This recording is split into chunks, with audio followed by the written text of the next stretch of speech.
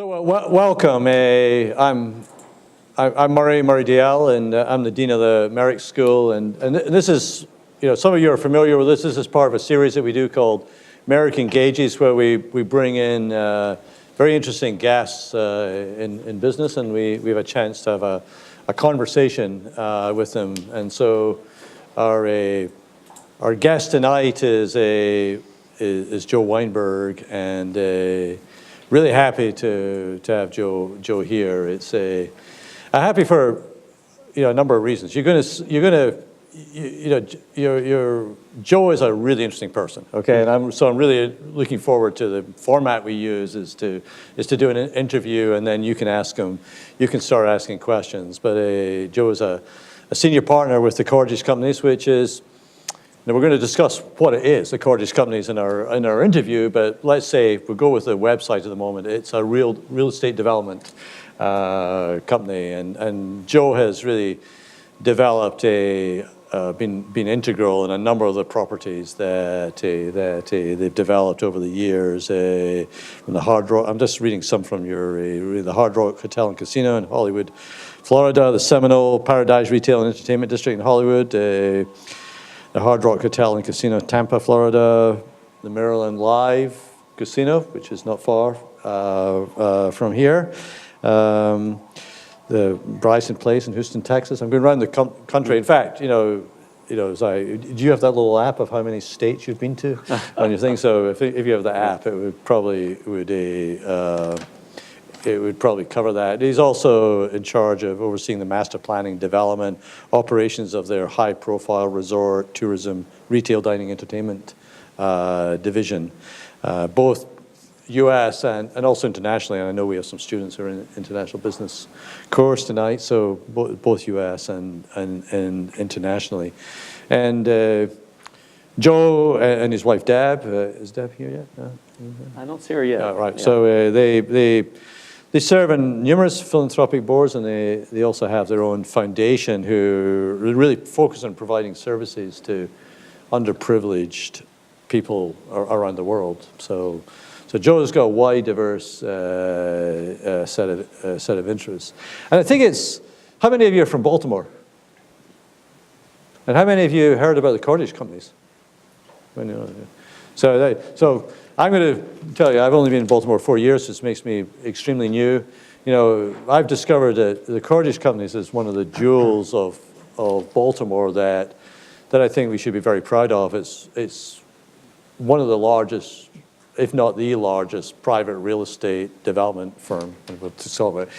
We will ask this question: is it a real estate development firm? But in the world, okay, and it's headquartered in Baltimore. And I read out a number of the projects from around the U.S. that Joe personally has been involved in, but Cordish Companies is integral to the planning of the Inner Harbor. In fact, President Schmoke wanted to thank you for coming as well. He's out of town at the moment, but he had because I think it was obviously when he was mayor, you worked. So the power plant down in the Inner Harbor, that's Cordish Companies. So that's what our talk is tonight. So I think actually, Joe, usually we start off asking some questions, but I think the best thing to do to sort of set the stage is you had a video which will describe the Cordish companies. And is that right? Let me just set up real quick. So this video will show you what we're really about, because we're about providing being the living room for the communities that we're being the heartbeat of the communities. We look at ourselves as throwing the party for the cities that we're in, and this short clip will kind of give you a sense of what we do.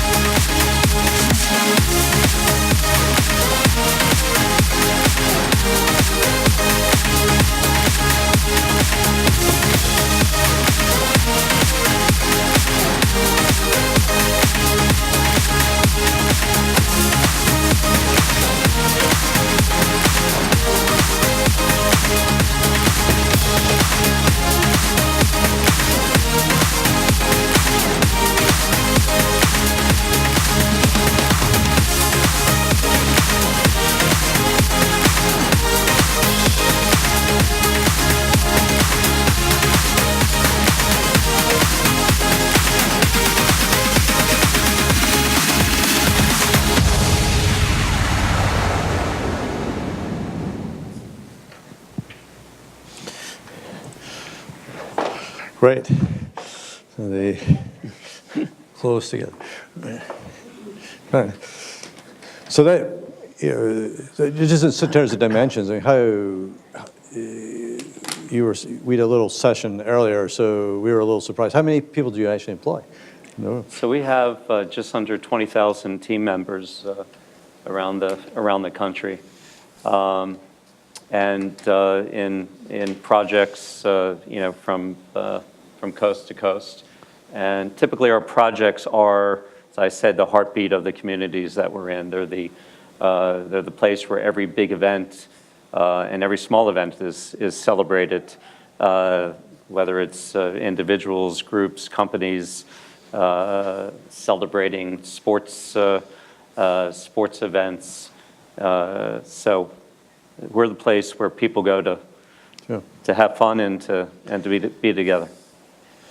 So I want you to keep that figure in mind, the 20,000 employees, because we're going to talk about this in a little while, because that's extremely unusual, right, for a real estate development firm, who are usually generally, even the very largest ones, would be quite small, right? Right. And so we'll talk about that in a second. But this is, I mean, how did you get into this business? I mean, that's the.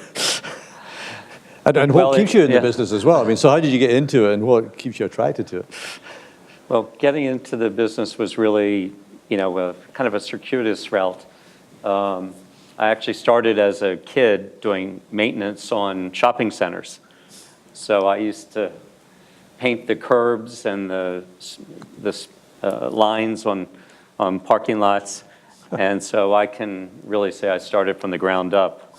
But I actually started in the advertising business with a major international advertising firm based in Dallas, in New York. And so, like many people, most people end up in a different place than where they started. Mm-hmm. So I started in the advertising business. I learned a lot about how business worked on, with a lot of interesting companies like American Airlines. Actually worked on, if those of you who fly and have frequent flyer cards, I worked on the first frequent flyer program called Affinity Cards with American Airlines. It was the first one of any airline in the world. Right. Worked with the Dallas Mavericks, with a lot of product management companies. And then the thing I really learned from that experience was that while I learned a lot, I also didn't have control of the final decision. Mm-hmm. So in advertising, you're always presenting to a client. They either, accept or don't accept what you put before them. And, I really learned that I wanted to be the decision maker. I wanted to be in control of my own, of my own life and own success, and wanted to get into something more entrepreneurial. And that really led me to meeting my partner, David Cordish, and joining David a little over 30 years ago. And, what keeps you excited about the business? I mean, you've been in the business for 30 years. I mean, what every day, what makes it? Well, what's great about the real estate business is that we're serial entrepreneurs. So every project is a new business. And we're constantly creating new businesses, and there are new challenges. And the projects that we do are, as I said before, these are projects where people go to have fun. So being able to have this physical manifestation of what we do every day, there are buildings and there's experiences that we see people interrelating with on a daily basis, and it's that's very fulfilling. Mm-hmm. So you can actually see in people's faces, whether you're doing a good job or not. Mm-hmm. at any given time. So that excites me and excites our company every day. So on on the business, you know, when we were preparing for this, we had quite a conversation about this. So you don't really like being called a real estate development company, right? Right. So how do you like to be described? You know, Well, let me tell you a little bit about the transition that we had as a company in thinking about that very question. You know, what do we do for a living? And we started off as a real estate company. And in real estate, you can build buildings. We would lease them out to tenants who would pay us rent. After buildings were built, we would collect our rent and move on to the next project. Obviously, it's an oversimplification. It's a lot more difficult than that, but that's the basic business model. Build buildings that people are going to lease space from you, pay you rent, and you're collecting more rent than you're paying for the debt you took out to build the projects. And you can do that with really a minimal amount of people. You know, most real estate companies will only have a handful of employees because you can do a lot with a few people.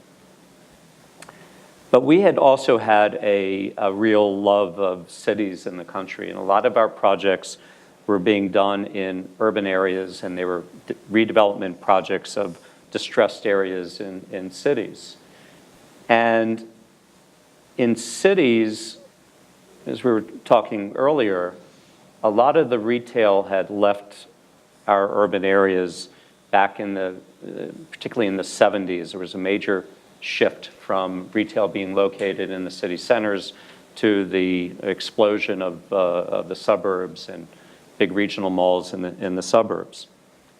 And because we were in cities, the uses that were still relevant in cities were entertainment, dining, hospitality. And so that's where we started to really focus our energy. And as we started to focus in those areas, we came to learn that we were more than real estate developers. We were really placemakers, community builders. And when we started to redefine what it was that we were actually doing, it took us a while to catch up with what we had actually been doing for a living. But once we realized that, it led to a whole new way of looking at our business. And I guess some of the things that are a little bit unusual in this business model is that you're operating various things yourself. Right. You know, so I mean, I know you told the students this afternoon how you got into the nightclub business. You know, that might be maybe we could start there because I got a follow-on question around that as well. You know, so as creating these entertainment-oriented projects, we started like any real estate developer where we were leasing out to third-party tenants. And what we found out very quickly was a lot of the tenants who we were leasing to, particularly nightclub and entertainment-oriented tenants, tended to be what I would call fly-by-night. You know, these were not established business people. They were small business people who were undercapitalized and didn't have the capability to really to operate at the type of quality we needed for our projects. And we also discovered that if they were doing well, they were making a lot more money than we were. You know, they were paying us a little bit of rent, and they were making a lot of money operating their businesses. And if they weren't doing well, then we weren't getting any rent, and they were gone. They would close up and leave. So we had we didn't have any of the upside, and we had all the downside. And that was really an equation that didn't make sense to us. So we started to, particularly in the nightclub area, to start to operate our own clubs where we could have much greater control. If a concept wasn't working, we could quickly change it over to a new concept. And that eventually led to operating our own restaurants, our own live music venues, casinos, hotels, all which became major uses within our integrated developments. Now, in the conventional wisdom, and maybe we even teach this in the MBA. I don't know. I'm thinking of hotels. Usually you say, give over to the businesses that you can't run. Give them over to people who really run it. So you run hotels, but aren't there people like Marriott or Hilton? They're in the business of running hotels. So why would you be in the business of running hotels? Well, it's a very good question. First of all, you pay huge fees to hotel companies to brand and operate the businesses. And I don't know if many people understand this, but every hotel, for the most part, that any of you see, while it may be branded Marriott or Starwood or Hilton, those hotels are not owned by those companies. The hotel companies are purely operating businesses. They don't own their own real estate. So they're not putting up the money to build those hotels, so they have no risk. And they're taking big fees off the top to operate the businesses. Mm-hmm. So but because they have scale nationally and internationally, a lot of people will use them particularly for their reservation system and rewards systems. And that's an economic decision that every business needs to make. But we felt like we wanted to, if we're putting the money up, we want to put it to build our own brand and our own brand equity. And we have that core competency to operate because we're already operating all kinds of uses. And we're able to hire the talent. Even if you have Marriott operating a hotel for you, you're still going to get a manager that they're going to select. Well, we feel like we're capable of selecting a manager as well as Marriott or any other company. So we just felt we could do it better, and we might as well build our own brand in the process. And that's the same with restaurants, and you got 50 plus restaurants or more than that? Yeah, we have about probably 75 plus at this point. Right. Yeah. So again, so what? So we're today the largest customer of both Budweiser and Miller in the country, to give you a sense of the the scale of the of the operations. Mm-hmm. So what gives you the clue that you can operate, say, better than, or at least the same scale as a Marriott or your conventional restaurant operator? I'll give you one story. So and this is how we got into the gaming business originally. So because of our entertainment expertise, this goes back 25 plus years. We were starting to get calls from a lot of the major gaming companies in the country to help them with their non-gaming aspects of their business. And at that time, there was only 2 states that had legalized gaming in the country, and that was Nevada and New Jersey. And so as we started to meet with with these organizations and in essence get under the hood and see what was behind the curtain, what we learned was that we wouldn't have hired any of these people to work in our own organization, and that they were doing well because they basically were in a monopolistic situation. Today, over 40 states in the country have legalized gaming. Now you got to work for it. But when there was only 2, and you have a population of 2 states, 300 million people in the country, you don't have to be a genius to run a profitable business. So, a lot of times there's a perceived barrier to entry. You believe that, there's an industry that, for gaming in particular, there was a perceived barrier to entry that you had to be a Las Vegas operator to understand the business and to be able to operate a casino. But when you get under the hood and every business is about the people who are running it, and we learned that we could do it better. And just as one example, so our first casinos that we developed were in Florida. And all of the big gaming companies like Harrah's, Caesars, Wynn, MGM, were all focusing their energy in Las Vegas and New Jersey. And we said to ourselves, well, Florida has a huge population. There's tens of millions of visitors to Florida every year.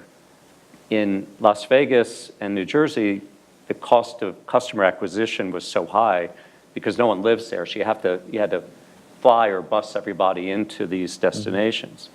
In Florida, people could just drive to us. And the visitors that we would get had already flown in and were staying in the area.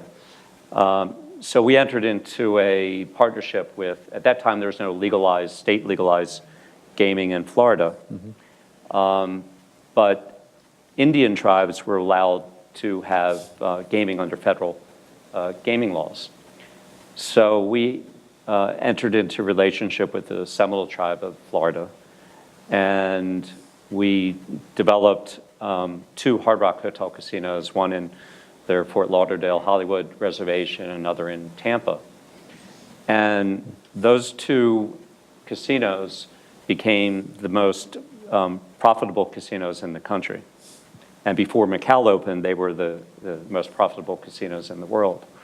And this was done by people who had never done a casino before. But we understood placemaking, you're talking about. We understood design. We understand creating a sense of energy and how to attract people and how to show people a good time. And again, those casinos were more valuable than all of MGM, all of Wynn, all of Caesars. And in fact, the tribe made so much money on those properties that they turned around and bought Hard Rock International. And now the Seminole tribe of Florida owns every Hard Rock hotel, casino, and cafe in the world. So how does it, when you go internationally, do you have the same types of projects, or how does the process, do you adapt the process, or? Well, we're typically looking for, whether it's here or internationally, we're looking for areas in which we have a strategic advantage. Because obviously to go international, even to go anywhere in the country, we want to go where we feel like we have a secret sauce, we have a strategic advantage over other major competitors. When we went to Florida with the Seminoles, we had a strategic advantage in that we had an understanding of the lull and the opportunity that those who had been in the business for decades didn't realize. Right. And we understood that they didn't realize the level of the opportunity in that market. Similarly, in international, we're looking for where we have a strategic advantage, where there's a city or an opportunity that, because of our ability to both operate and develop large-scale entertainment destinations, that we are able to execute when others aren't, which gives us the ability to negotiate favorable political opportunities, subsidies, land, entitlements that others might have thought were impossible to get. So when you went internationally, you would you wouldn't go in with, so often, no, I don't teach international business here, Right. but I have, it used to be we teach, I don't know, students, maybe you enter in with a partner first, and then you kind of gradually learn something about the country, and then you might sort of develop some things in your own. You go on just the same model, straight, full frontal. Well, it's important internationally to have, very good local consultants, and sometimes minority local partners, because there's tremendous politics in this country, but particularly you go to Asia or you go to Europe, the politics are even more opaque than they are here in the U.S. So it's important to have good local knowledge and contacts when you go into international markets. But typically we have an opportunity. We have a a uniqueness in the ability to execute and develop large-scale projects that others don't, because the typical developer, their development cycle is much longer, because you not only have to design it, get the entitlement, design, plan out, and build, but you also have to find the tenants to come in and operate to make the project viable. And because we are the tenant as well as the developer, we can promise and execute within a very restricted time frame a major development that puts the critical mass in place right away. And being able to put a critical mass in place is very important in establishing a destination quickly. Right, that's good. Kurt, you wanted to ask a question? Yes, actually, again, and thank you for coming in. My classes here, you and I talked about a little bit before the meeting. I made it mandatory. I'm taking attendance. So, I'm glad you started talking about the international aspects of your business. It sounded really local and domestic, but of course, it has tremendous international potential as well. How did your company specifically started venturing overseas? Was it reaction to an inquiry from overseas, or did you start soliciting business? And if so, meaning started soliciting, what was your strategy approaching countries and cities? I'll give you one example. In Spain, there was a European law that was passed that allowed for a certain type of development that could bypass the entire zoning and approval process in local jurisdictions. And in Europe, it takes decade plus to get any project approved. The approval process is excruciating. And also part of the law that was adopted in Spain, they adopted that European Union law, also allowing for gaming at a attractive rate if you could deliver a certain size project. Project of regional significance is how they designated it. And so the ability to understand that the law, most people didn't even understand the law existed in our industry. So it's, we are voracious readers of every newspaper, trade magazine, every blog, in the world. So it's first was understanding the law existed, what locations it made sense to be able to be implemented in, and that led us to identifying certain locations in Europe and starting to work on development of these projects under this very favorable law. So as you see the business developing, as it's going forward, what are some of the major challenges, or the kind of things that you wake up in the middle of the night, and worry about, There's several things. Well, one, which is I think the probably all of these are the same with every company, but people is the number one concern. It's recruiting, it's training, and it's retaining good people. As you expand a scale, particularly here in the U.S., as unemployment is in the 3%, 3.4% range. That is, the major issue that we deal with day in, day out as managers. Second, I would say is technology.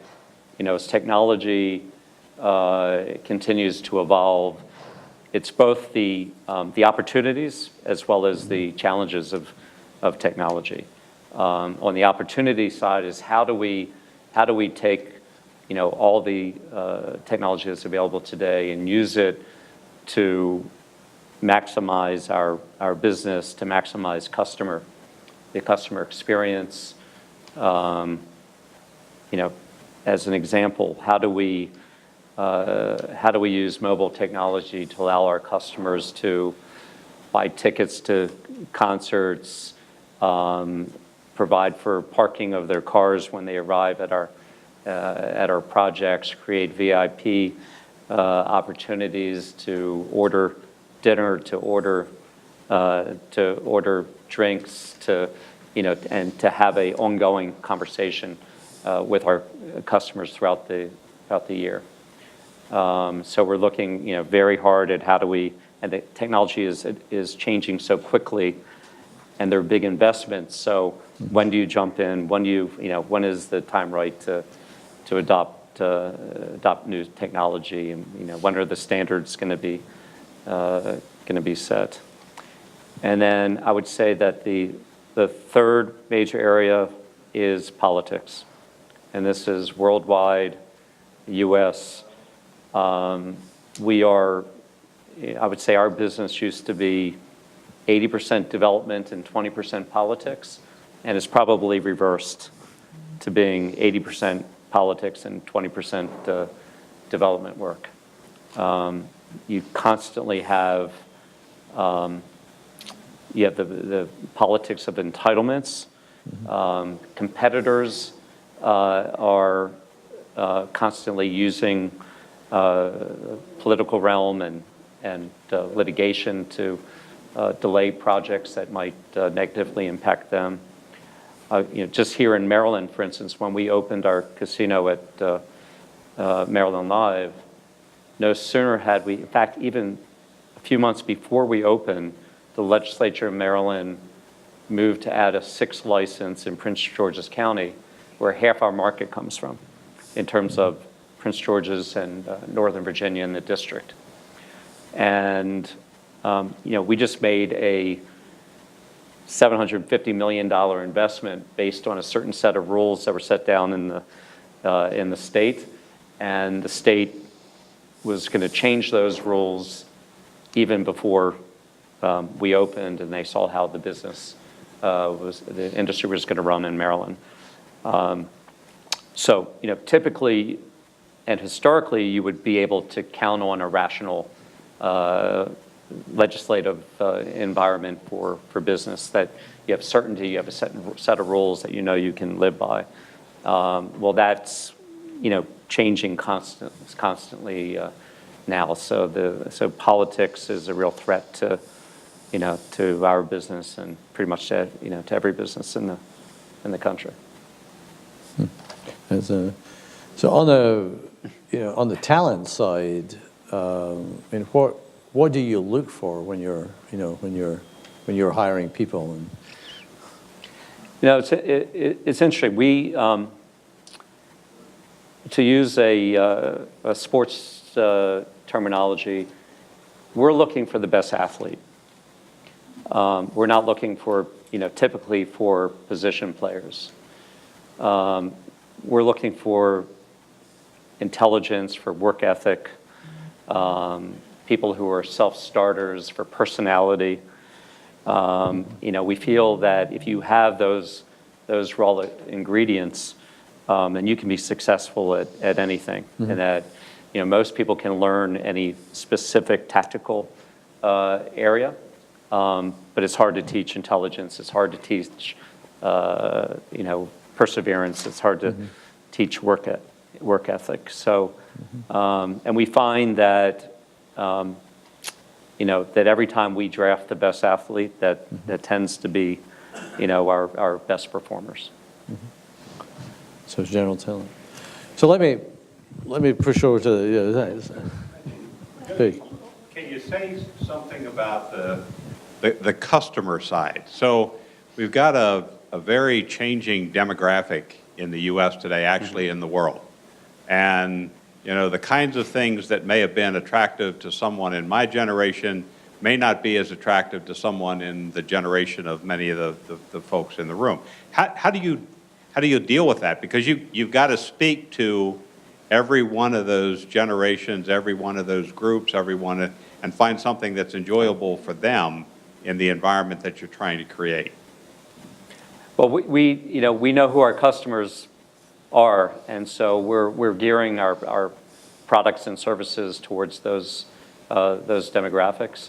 And you're absolutely right. There's a changing demographics throughout the country. The millennial generation that is now the largest consumer market in the country is both from an employment standpoint as well as from a customer standpoint has become a very our most significant audience. So we look at all the research on our customer bases and consumer behavior in each of those cohort groups and gear our programs accordingly.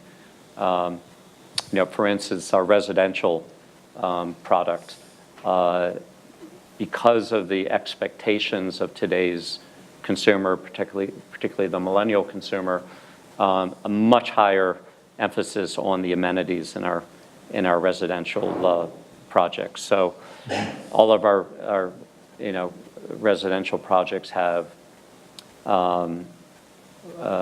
we have party areas, common kitchens that can be used by tenants, movie theaters, pools with pool bars at the at the pools. We have a lot of work share space within our residential towers, concierge services. So we've kind of brought our hospitality expertise to to our residential projects, which were within these mixed use developments. So the consumer expectations are much higher. The requirement for more social interaction areas and concierge services are much higher. So we're constantly looking at and researching who our customer base is and designing our product accordingly. Because our gaming projects the gaming customer tends to be a older demographic, tends to be 45 plus, which is different than the nightclub live music audience. So they're designed and the amenities are much different in each. Mm-hmm.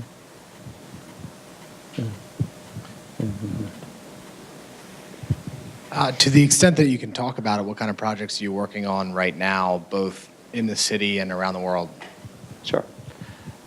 We just opened in Texas, in Arlington, Texas Live. So most of our projects are done under our Live branding. And so Texas Live is a partnership that we have with the Texas Rangers. We're connected to the Rangers baseball stadium and right next to AT&T Stadium where the Cowboys play. So we're creating a mixed-use district that connects the two stadiums.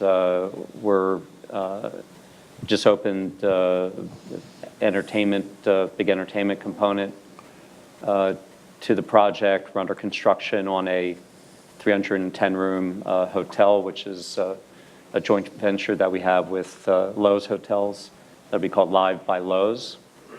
And we're in design right now on 2 residential towers and a 800-room convention hotel and convention center that's part of that district in Arlington.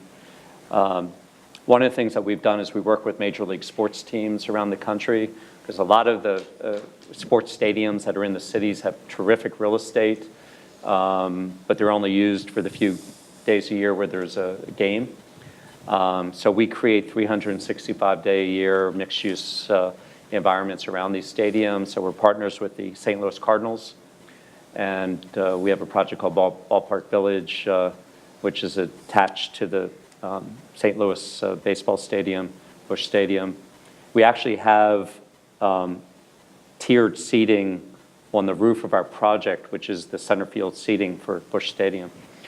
And we're under construction right now on as part of that project of a corporate office tower for Price Waterhouse and another live hotel and additional retail entertainment space.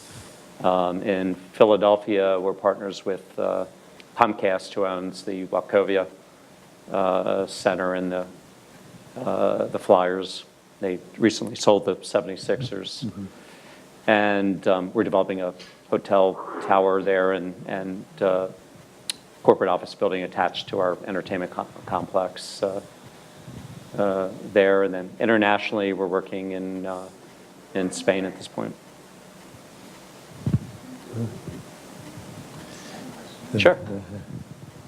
So seeing that you are expanding so much, or you're very big, wouldn't it be beneficial for you to expand to other companies with your same ethic, behavior, for like in areas that you're not that good in, like for instance, the technology area? Because I frequently go Power Plant Live, and I would hope they would have like an app, like you could make your schedules and you could, do your whole VIP, but they don't have that.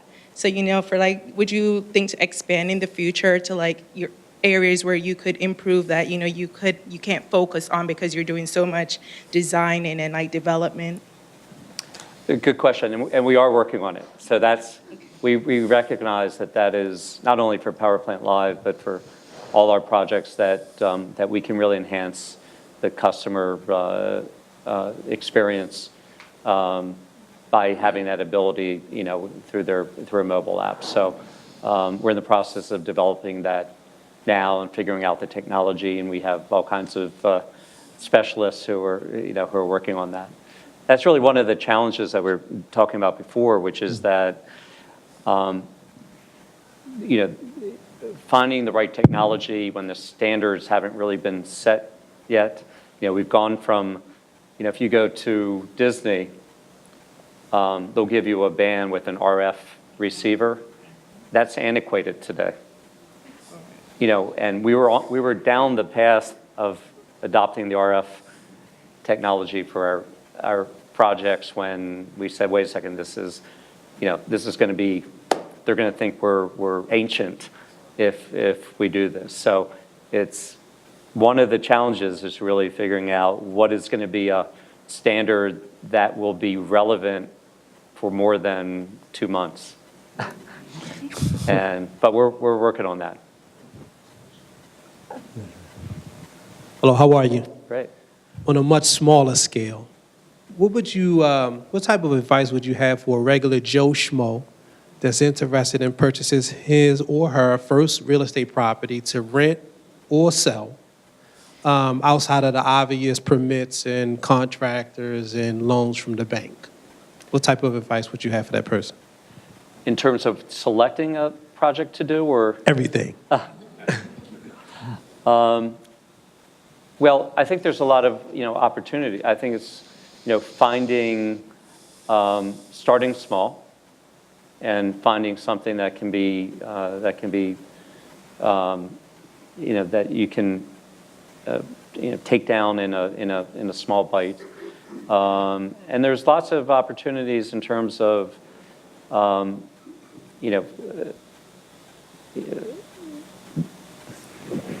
it's the best way to.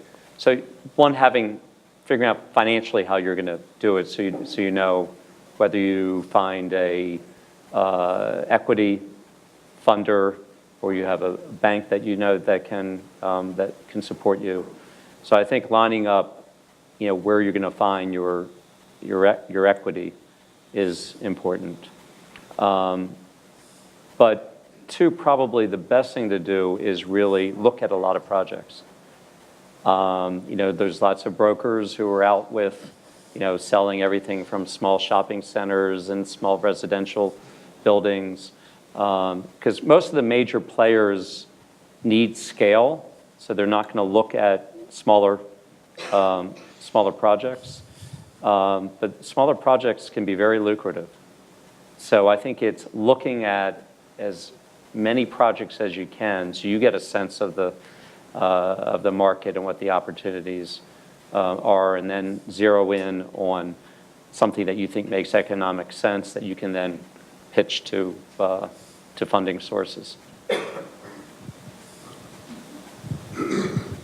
Knowledge is power. So the more you see, the more you learn, the more you understand what the opportunities are, that'll help you to zero in on, where you want to make your first attack. And you have a wide array of businesses that you're involved in. What have you found that you have to outsource out of what you've done as opposed to developing it in-house? Well, we have a lot of consultants that we outsource to. So while we have in-house architects and engineers and construction people, their primary job is to manage the out-of-house consultants. So we typically have a large GC, general contracting company, to build our projects, and they're managed by our in-house people. So our in-house people aren't going out and hiring all the subcontractors to build it ourselves. So it's mainly with our consultants that we outsource. It's mainly in construction. Yeah, everything from construction to engineering, FF&E consultants, legal.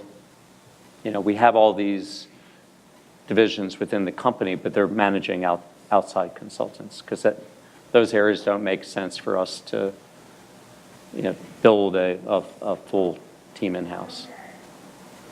We might get your design consultant who could help us reorganize these blinds one day. I'm sorry about this. It's not my school. The sun never sets in Baltimore. All right. There was a talk about Baltimore. Sorry, you go ahead. Sorry. Yeah,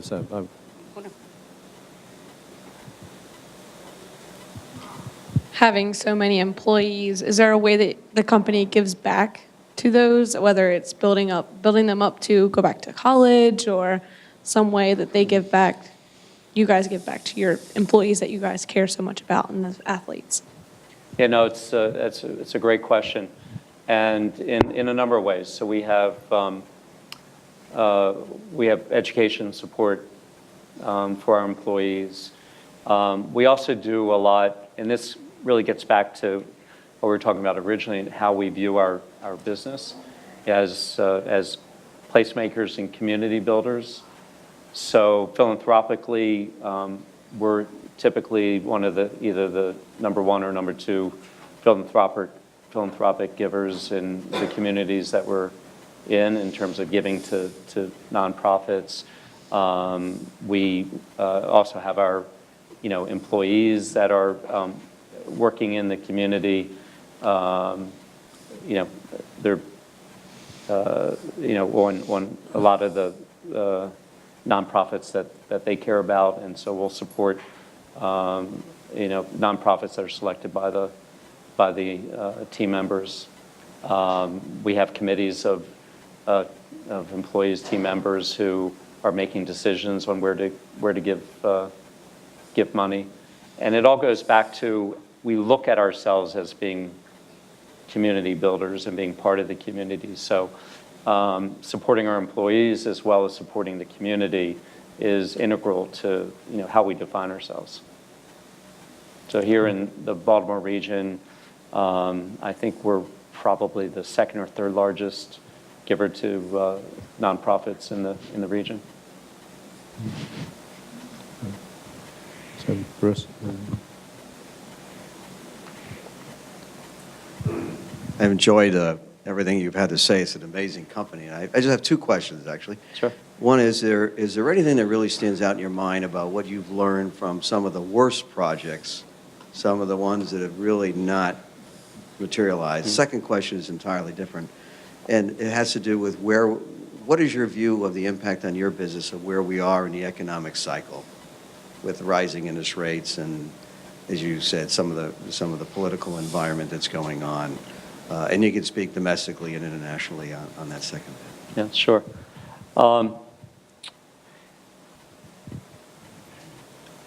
In terms of your first question, luckily it hasn't been something that we've done, but that I've seen from projects we've ended up taking over that others had failed at.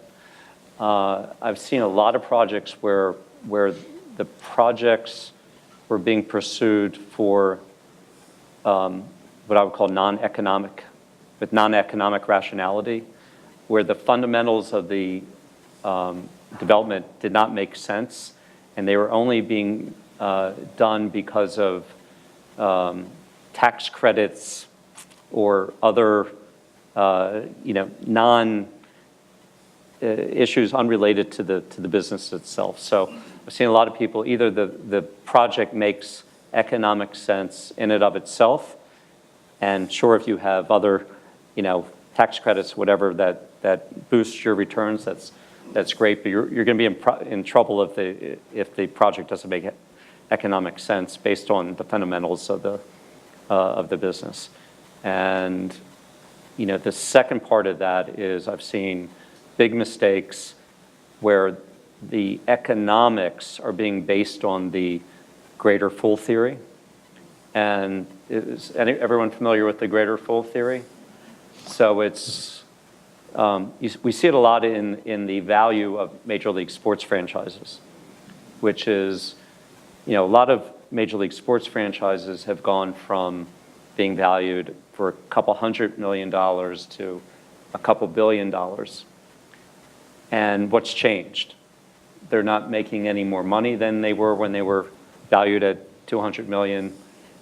They're worth 10 times what they were just a few years ago, only because there's some, call it fool, who's willing to pay more. So it has nothing to do with the fundamentals of the business. It just has to do with, is someone going to be stupid to buy it for a higher price in the future? And I've seen that a lot in the development business. We were looking at several projects in Las Vegas as an example, and we had, just to give you one example, we had one project valued at $100 million, and it sold for $1.1 billion. And it was actually our partner who ended up buying it, and we begged them not to. They then wrote it down to $100 million 2 years later. So they felt like, someone was going to be willing to buy it for more. And, so when you do a real estate analysis, you look at the cash flow over a period of years, typically it's 10 years, and then you look at its reversionary value at the end of 10 years, what it will sell for at the end of 10 years. And a lot of people will look at zero cash flow for 10 years and then this big number in the sale of the property at the end of 10 years. And that's where people make big mistakes, because if it doesn't, if it's not going to cash flow, why do it? Who knows whether you're going to sell it? Who knows what the economy is going to be like in 10 years? So if that's what all your economics are based on, then you have a problem. Then your second question was about what's going. Yeah. What the impact on your business about where we are in the cycle and rising interest rates? Interest rates are still historically low, so it's still not, it's still not bad compared to, where it had been years ago. I think that the tax laws, the recent tax law has been very positive for business, very positive for the real estate industry, and will continue to be. So we'll see if, I still think that when we're talking about international, there is no better place to invest than the US in the world. I mean, if you look at Europe, we don't know what Europe is going to look like 6 months from now, let alone, 6 years from now. Asia is very difficult to do business, very opaque laws. I still think we are going to continue to see the U.S. as a safe haven, and not that there won't be, ups and downs, but other than natural cycles, I think the U.S. is a very attractive place to invest.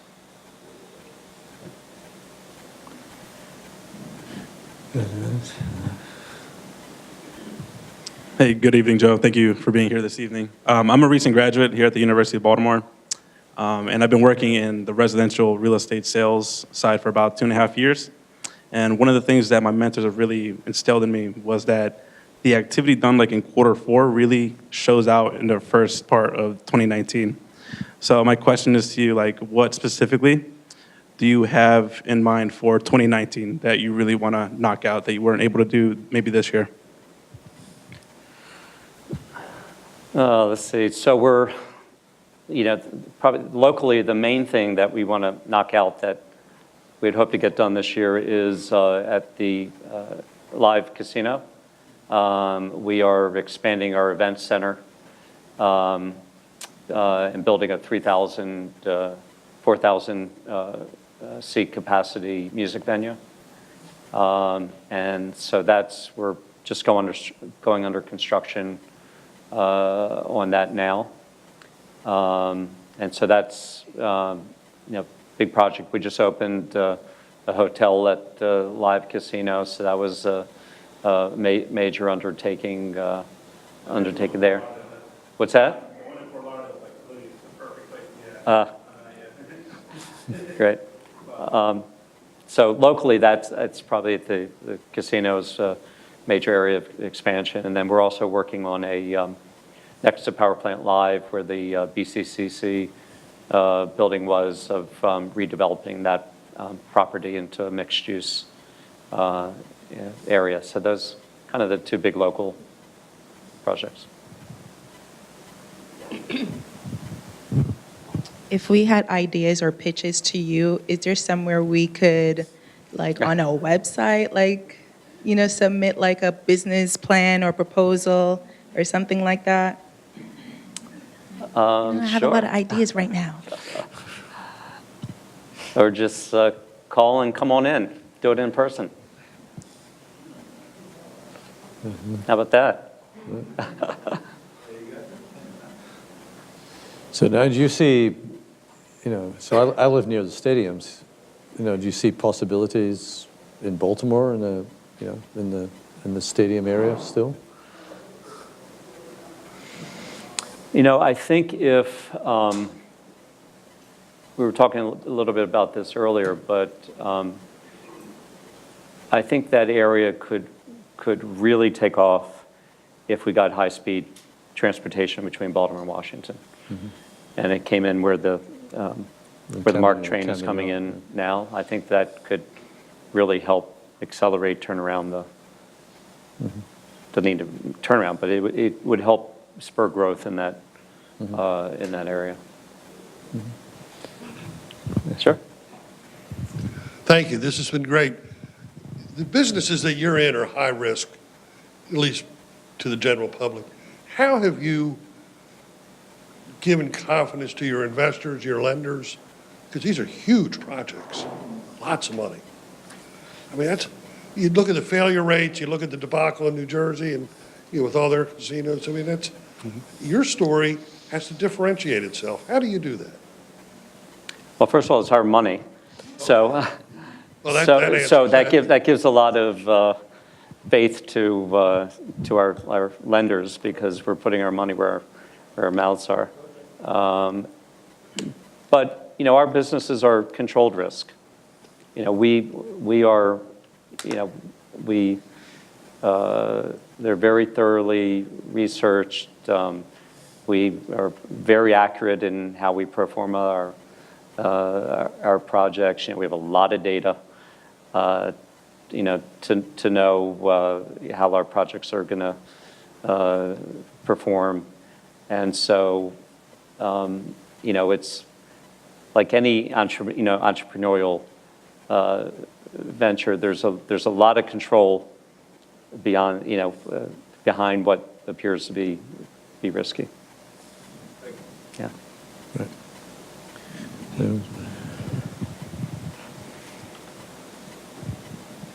Hello. You mentioned that for your business, you hire the best athletes and you prefer to do as much as you can with in-house, like to have multiple, you're not just a developer, you have different aspects that you control. Is that important for you when you're looking to partner with other businesses, such as law firms? Say you have a law firm that helps you with your real estate, is it something that you look for that that law firm can also help you with, say you had litigation about the gambling? Are you interested in having partners that do the same type of hiring and business decisions as you? Well, with the law firms themselves, that's an area where we are looking for position players, because we have in-house, in-house legal staff that are able to manage those out-of-house people. So the law is an area of experts in specific fields. So depending upon if it's litigation or it's tax or it's corporate issues, you know, we're typically looking for whoever the best position player is in specific law firms, you know, who are the best at that. But the people we have in-house need to have much broader capabilities, and so that's where we're looking for the people who can, you know, understand all facets of our business, and then be able to manage those, you know, those position players. Are you a lawyer? No, but I work for them. Okay. James?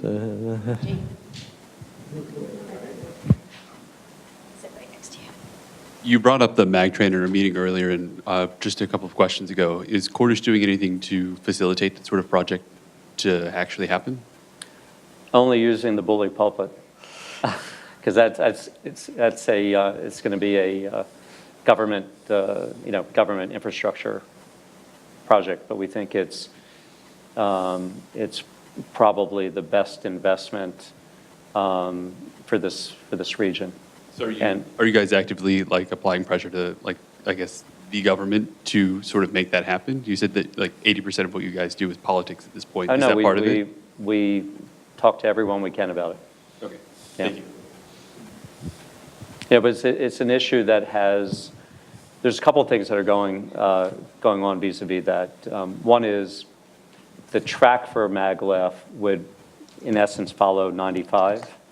And so a lot of it has to do with, there's new boring in terms of tunneling boring technology that's being developed. Actually, Elon Musk has a new boring technology, which is you know, potentially making it an affordable undertaking to build a tunnel between Baltimore and Washington. So a lot of it is the technology is starting to develop.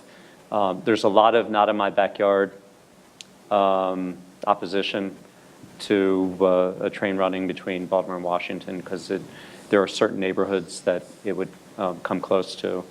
So there's a lot of issues that have to be addressed, but it is one of those things that technology is starting to develop, that it could be affordable and, you know, make it overcome some of the political issues. Well, can I ask you sort of a people question that's been sort of in my mind as you've been talking there? Because and I think we used this in the title because based on a conversation you and I had, it seems to me that what you require of your people is, I called it sort of relentless innovation, right? So, and a lot of companies, I've noticed they do get into sort of mindsets where there's this is the way you do things. So, how do you encourage your people that work with you to be relentless in how they do that innovation? We ask a lot of questions. So we tend to foster a more horizontal structure. So, our people in the field don't have to be screened in order to talk to me or David or, so we foster very much a walk around informal atmosphere where people are constantly coming in contact with people in various areas, and so we ask a lot of questions. We ask people how they can, do things, do things better, where they can solve problems. We want them to come to us with ideas. Right. So I think there's an understanding that, if someone has an idea, that's going to be heard and given great dignity. And that could be anyone from the, facilities, person who's cleaning the offices to, a manager of a venue and everyone in between. So, a lot of times the best ideas come from the people who are in the field and actually doing it day in, day out. So we don't want people to keep doing something that doesn't make sense just because that's what they think or that's what they're being told to do. We want people to challenge, what they're doing, and if there's a better way of doing it, make the change and, and then change it systematically. Right. There's one of the projects that we're working on now is in Jacksonville with the Jaguars on the waterfront, and the owner of the Jacksonville Jaguars is a guy named Khan. I don't know if anyone's read anything about him. Really interesting guy. He started as an intern for a windshield wiper or a car bumper manufacturing company. And he figured out a better, more efficient way of building a bumper because he was there doing it. Ended up starting his own business to build bumpers, then ended up acquiring the company that he interned for. And it's now one of the largest auto manufacturing suppliers in the world. He owns the Jaguars. He just bought Wembley Stadium, which is an iconic stadium in London. And all because he was in the field, came up with a better idea, and he acted upon it. That's so what, any other questions? Or this is oh, sorry, you go ahead. I was wondering if the company ever thought about going into like a living care, assistant living, memory care units, because you talked about hospitals and other different venue settings. Why haven't you opened any, or do you have those? We don't. We haven't thought about it ourselves, but the same types of focus on the customer and what's meaningful to the customer, I think could really transform that senior living, assisted living business. I think it's a very good idea because people are living longer. We have technology that is developing that will allow people to be independent longer. Automatic cars. Transportation is a big issue for the elderly.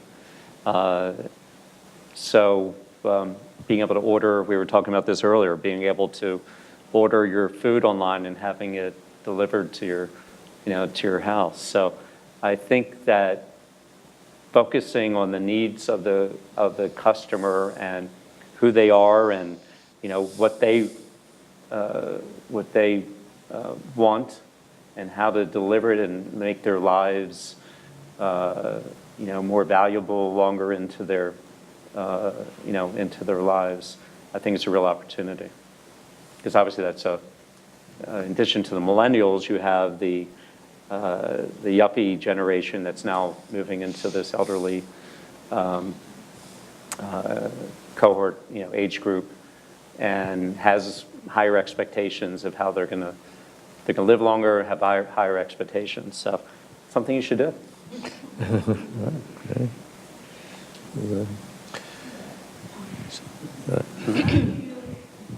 How do you know what your consumers like? Like, how do you know what we would have liked to see in Power Plant Live or what you're going to put in that event center? Like, are your field workers like doing surveys or questionnaires? Or are there like focus groups that you guys do to like know what we would want to see in your developments?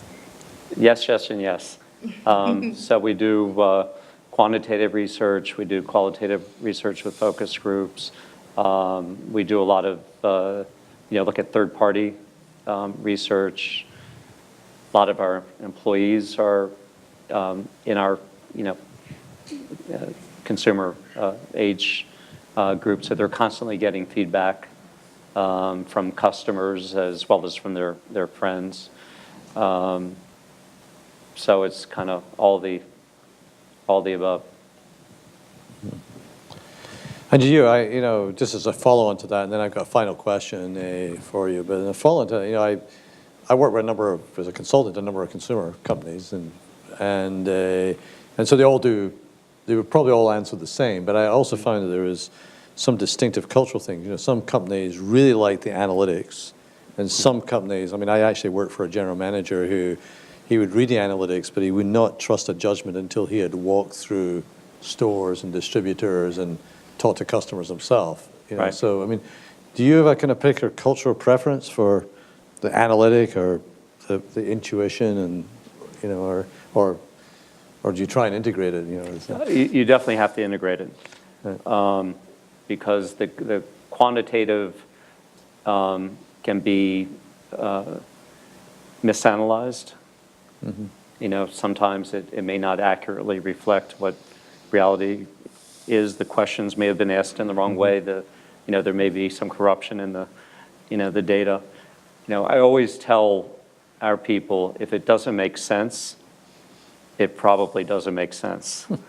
So everything is so automated today that if there is one kink in the data, it can throw everything off. So it's why education and why kind of knowing the range of what something should be in, and knowing if there's a deviation in a result that just doesn't seem right. I find this all the time in architecture. So today, every architect is designing on the computer. Well, it used to be that, it was called CAD. It used to be that architects had to draw everything by hand. And when you're drawing by hand, it created a discipline of having to really understand the dimensions, and you were much more thoughtful about what you were doing. And, for the most part, there's typically not a problem in those who are designing by computer. But when there is a problem because a dimension was put in incorrectly, it throws off the entire process. And if you have the discipline of having done it by hand, you'll know that, well, something's wrong. I have to go figure out, where the problem is. If you're just used to relying on the computer, then that mistake is going to cost millions of dollars, and it's not going to be recognized till you're in the field. Mm-hmm. So I think you have to combine the quantitative with the qualitative to make decisions. That's good. So what, particularly for the students in the audience, what advice would you give them? I know you want them to be athletes and not position players, but what would your advice be to how to develop to be the athletes? Well, let me ask you a question. How many people here read the paper every day? How many read more than one paper every day? Good. So, one piece of advice is read as much as you can possibly read, both in whatever field you're in, as well as general. So, read the New York Times, read the Washington Post, read the Financial Times, read the Wall Street Journal, read whatever trade magazines are in whatever industry that you're in. Some of the best ideas don't have to be original. A lot of the best ideas are how you take, ideas that people are implementing in one industry and then figuring out how to transfer it to another. So the more you read, the more you'll understand, the more you'll be a better athlete. Mm-hmm. So reading is critical, and you can't read enough on a daily basis, and it's so easy today because everything you can pull it up on your phone and do it when you're on a train, on a bus, in a car, but not driving. And then ask questions. It is so important to ask questions if you're in a job and you're trying to learn. There's no question that is too stupid to ask. I find that this is almost a daily occurrence. People who are experts, one, you can learn by asking questions to them, but two, not every expert has thought through everything there is that they should be thinking through. So I've caught so many mistakes and been able to make positive changes just by asking the most obvious stupid questions to experts. Why are you doing this? Did you think of doing it this way? And you can do that without having to be an engineer, an architect, or a lawyer, or an accountant. Just because someone has a certification doesn't mean that they've thought through everything on your particular problem or project. And then I think a last piece of advice is, whatever you're doing, whether it's your business or someone else's, always think of your job or your task as if you were the owner. And if you approach it in that way, you're gonna do the best job possible. Well, thank you. I mean, I really appreciate this. Okay.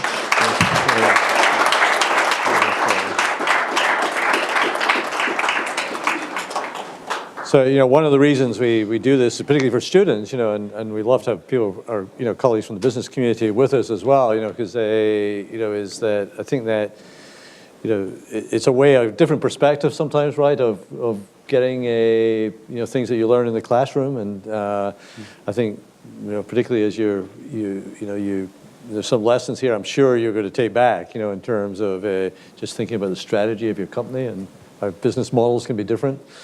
Conventional things that you might learn might be different, and particularly, as I say, that kind of, maybe it's not relentless innovation, but it's almost relentless learning as well. That's right. So, this has been really great. So thank you very much for doing it. Thank you everybody for coming. Great.